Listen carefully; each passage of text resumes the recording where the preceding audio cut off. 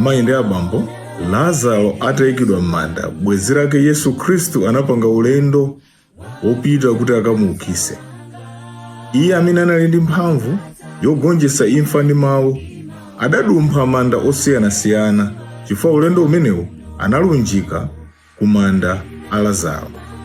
Atafika kumeneko, tikumva kunena kuti pa Yohane chapter 11 akuti Lazaro anaukitsidwa.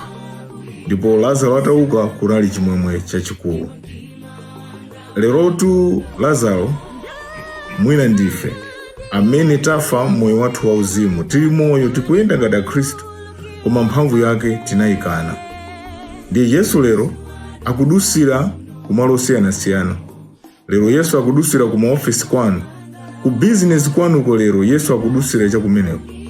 Kuma ploti kwanu, ku nyumba kwanu, Yesu akudutsira kumeneko. Kuma hostel kumene muliko, Yesu akudutsira kumeneko. Funso ndionena kuti kodi mene akudutsira kumeneko afika pa khomo lanu, afika pa desk yanu, kapena pa account yanu ya ku business, afika pamenepo?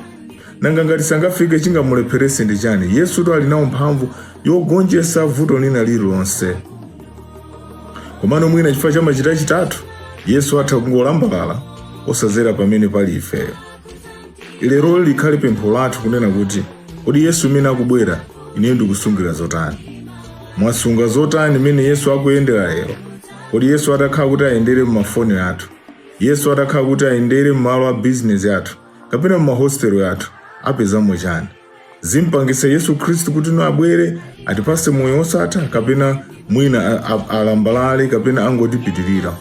Odala ndiwo amene angasankhe kumuyitanira Yesu amene ali, chifukwa akafika Yesuyo azawathandiza ndi kuwapasa mayankho. Zikomo kwambiri, mukhale ndi tsiku labwino.